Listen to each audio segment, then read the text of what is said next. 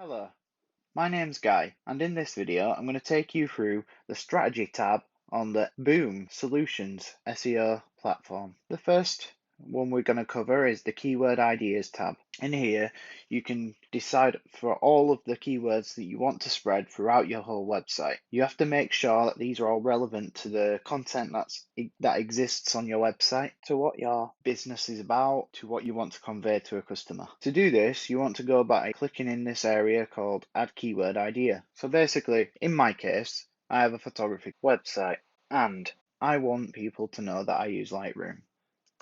Then click Add Keyword.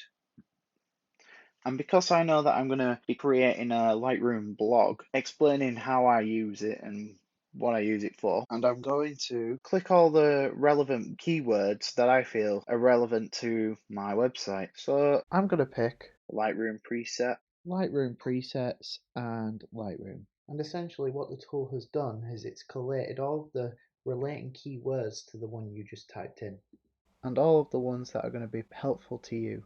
You can tell which ones will be helpful by looking at the search volume. This is how many people have searched it on a monthly basis. And the difficulty is how difficult it would be to actually rank your words up to the top of Google. This is based on how many people actually use the word on their websites. So if it's very hard, it's going to be hard for you to even rank that word and that page or website to the top of Google. So I always recommend going for a healthy mixture and clicking some very high, some high, and medium, and some low. Have a healthy mixture. What you want to do then is click Save Keywords.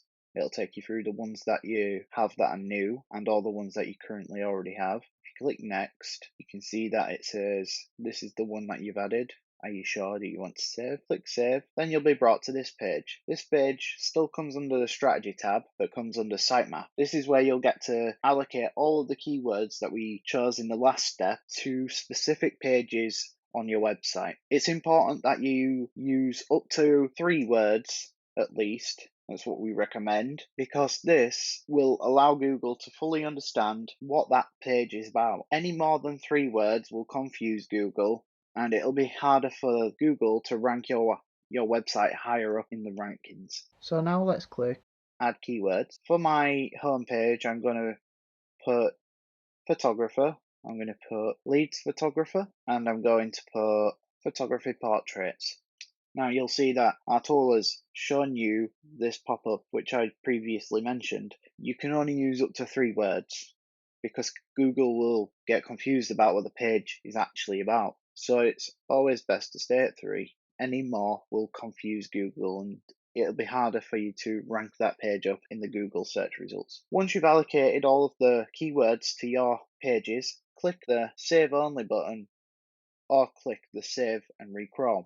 The Save Only button makes it so that you can save the current keywords that you already have, just so that you can recrawl it later, because by clicking Save and Recrawl, it'll take our tool about an hour to actually recrawl these pages with those keywords linked to them. Once you've saved, go to the Content page under Strategy, and on this page, choose a keyword, and our tool will give you a list of all of the relevant things that you could talk about within your website to add more content to your website. And that also allows you to connect keywords to that specific content and heighten your SEO along the way. I will choose for my first keyword, photography. Add the keyword by clicking the Add button here. Then I'll scroll down and click all the relevant ones that I feel make sense to me. You'll notice that they have these badges here. Basically what the grey badges mean, these are things that people often ask via a Google search. And so these are still relevant to your website. And these are things you could talk about. So for example, in my case, you could ask, what do beginner photographers need? Click the plus button here. You may notice these tabs here at the top, all channels, things that people also ask, as I mentioned previously, content ideas from Google themselves, like this one, how to take a good photo of yourself, or popular videos. Once you've added everything for your first keyword, you can go to add another keyword. In my case, I will add Lightroom and add content keyword. As you can see here, there's gold badges. These are basically what people definitely ask. These are the most asked questions. Now let's take a look at this one, which is better Photoshop or Lightroom. Neither is better. They both have their pros and cons, and so I would talk about that, so I would add that to my list. To continue and edit what you need, you can go to View Your Content Scrapbook. And from here, what you want to do is drag all the ones that you want to talk about first and bring those to the top. And let's say you want more than one topic in one blog post. You can click these icons in the top left corner of each box and move them around. And you can indent them like this. So basically what this means is I want to speak about this blog post, I want to speak about this question here, but I also want to talk about this too within that same blog post. It just gives you a better way of organizing things. Now let's take a look to the right. You can see these buttons here. Edit content.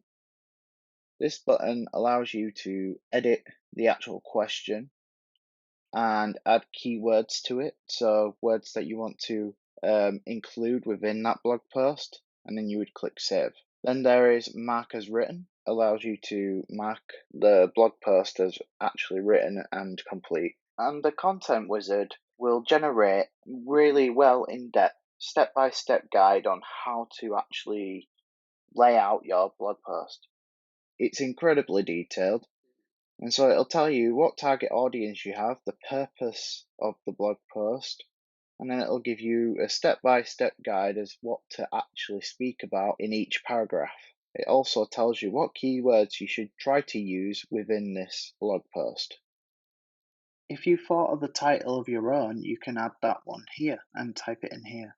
The next tab we're going to take a look at is the competition tab under strategy. In here, you can add websites that you are in competition with by either typing them in here or scrolling down and looking at ones that our tool has suggested to you. The reason we've suggested these is because we can see that they have a lot of similar words to you. So they have 10 matching keywords, which tells us that they have a similar idea and SEO strategy to us, and we can learn from them. And so you would click the plus button. Once you've added all of the websites that you're in competition with, you'll be brought to this page. Now, you'll see that it's saying that it's gathering all the information and it'll take around 5 minutes to do that. But once you've done that, you'll see this. Basically, what this will show you is on your chosen competitor's website, you can see that it shows you the top 3 positions that they have on Google.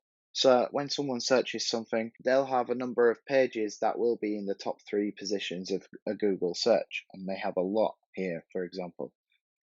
It shows you all of the keywords that they have on their first page of their website and on their second page of their website.